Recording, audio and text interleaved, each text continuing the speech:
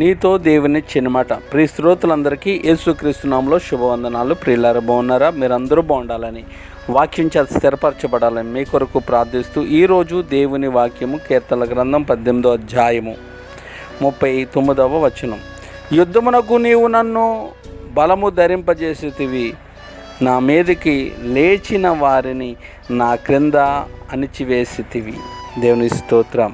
ప్రభునందు ప్రియులారా, దావీదు ఇక్కడ దేవుణ్ణి ఆధారం చేసుకొని మరి మాట్లాడుతూ ఉన్నాడు, ఆధారం చేసుకొని జీవిస్తూ ఉన్నాడు. కాబట్టి ఈరోజు శ్రమలు, ఇరుకులు, ఇబ్బందులు, లేకపోతే మనం నమ్మిన వారే మన మీద తిరుగుబాటు చేస్తున్నప్పుడు ఏమండి, నీ వైఖరి ఎలాగుంది, నీ మాటలు ఎలాగుంది, నీ దృక్పథం ఎలాగుందో ఒకసారి ఆలోచించాలి. వారి మీద ఏమండి, మనం ప్రేమించిన వారు మన మీద తిరుగుబాటు చేస్తున్నప్పుడు నీ వైఖరి ఎలాగ ఉంటుంది ఒక్కసారి గుర్తు చేసుకోవాలని ప్రభు నామములో కోరుతున్నాను. ఇక్కడ సౌలు దావీదును తరుముతున్నా, సౌలు దావీదు చేతికి చిక్కిన అతన్ని మరి చంపకుండా అండి అతని గురించి దావీదు ప్రార్థన చేశాడు.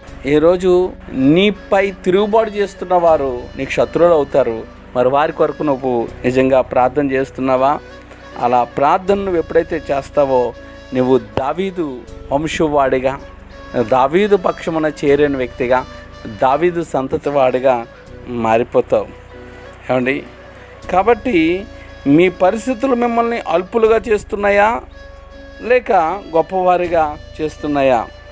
వాటిని అధిగమించినట్లు అవి చేస్తున్నాయా లేక అవే మిమ్మల్ని ఆ పరిస్థితులు అణగతొక్కేస్తున్నాయా అనే విషయాన్ని జ్ఞాపకం చేసుకుని దావీదు వలె ప్రభునందు మనం నిలబడి మన శత్రువుల గురించి కూడా మనం ప్రార్థన చేసి మనము ప్రభువునందు హెచ్చించబడాలని, ప్రభు కొరకు పనిచేయాలని, ప్రభువులో సాక్షిగా జీవించాలని మనస్ఫూర్తిగా కోరుకుంటూ దేవుడి మాటలు దీవించునుగాక. ఆమేన్. మరణాతో షాలోమ్. ఈ ఛానల్ లైక్ చేయండి, షేర్ చేయండి, సబ్స్క్రైబ్ చేయండి, పక్కన ఉన్న బెల్ ఐకాన్ క్లిక్ చేయండి. God bless you all.